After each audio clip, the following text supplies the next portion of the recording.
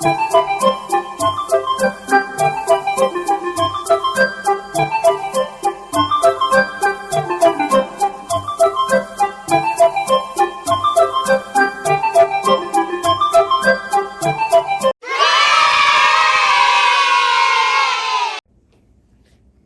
Elves and the Shoemaker.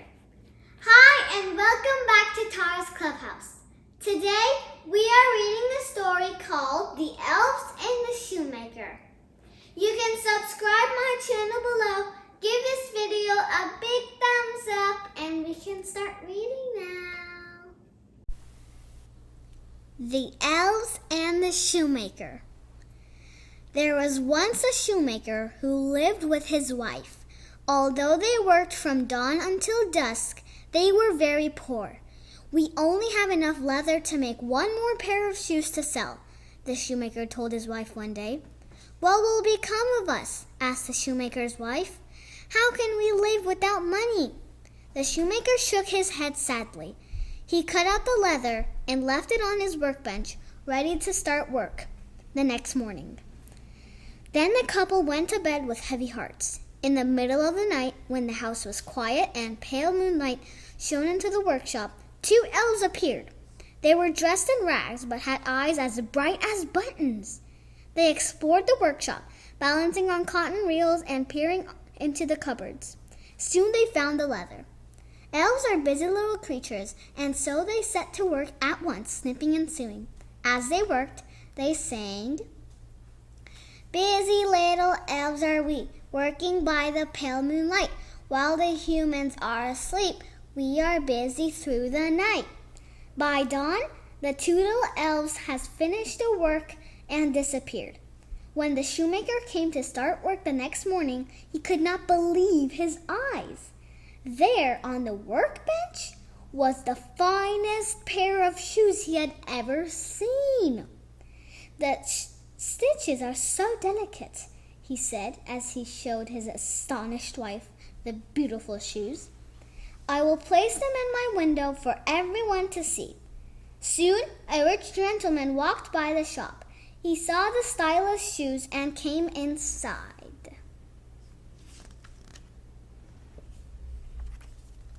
The rich gentleman tried on the shoes and they fitted perfectly. He was so delighted that he gave the shoemaker twice the asking price.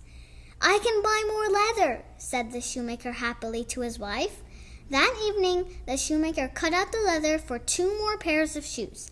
He left it on his workbench for the next morning. In the middle of the night, the two elves appeared again. They explored the workshop, climbing on the tools and swinging from shoelaces. They soon found the leather. The elves set to work at once, snipping and sewing. As they worked, they sang, "Busy little elves are we, working by the pale moonlight.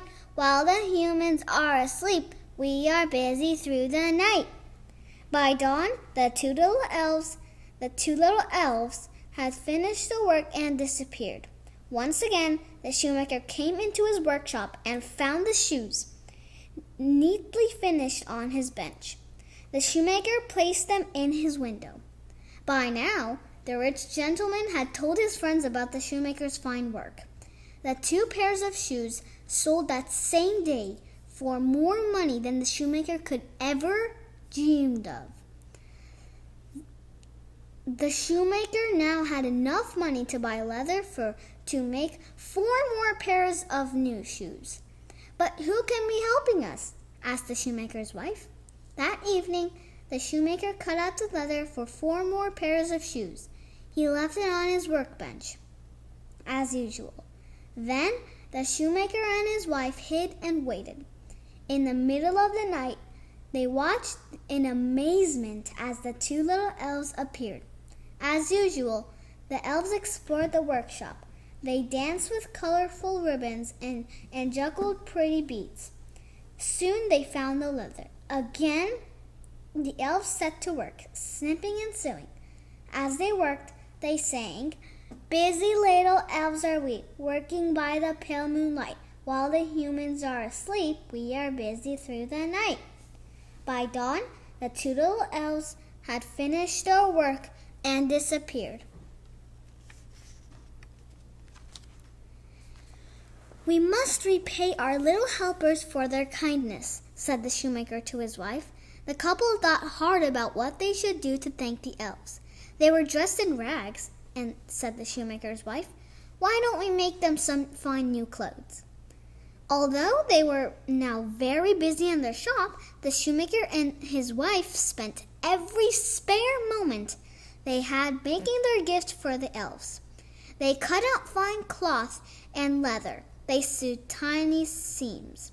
Soon they had made 2 little pairs of trousers, 2 smart coats, 2 sturdy pants of boots, and 2 warm, woolly scarves. They placed the little outfits on the workbench for the elves to find. That night, when the house was quiet and pale moonlight shone into the workshop, the shoemaker and his wife hid and waited once again. They watched happily as the 2 little elves appeared. As usual, the elves explored the workshop. They made a tightrope from thread and bounced on a pincushion. Soon they found the tiny little outfits. They were delighted. They put on the trousers, the coats, the boots, and the scarves and danced merrily around the workbench. As they danced, they sang, "Handsome little elves are we, dancing by the pale moonlight. While the humans are asleep, we make merry through the night." And then the smart little elves put on their hats and disappeared. The shoemaker and his wife never saw the little elves again. But from that day on, they always prospered. I'm pretty sure you liked today's story. Comment in the comment section below a story request. What story I should read next.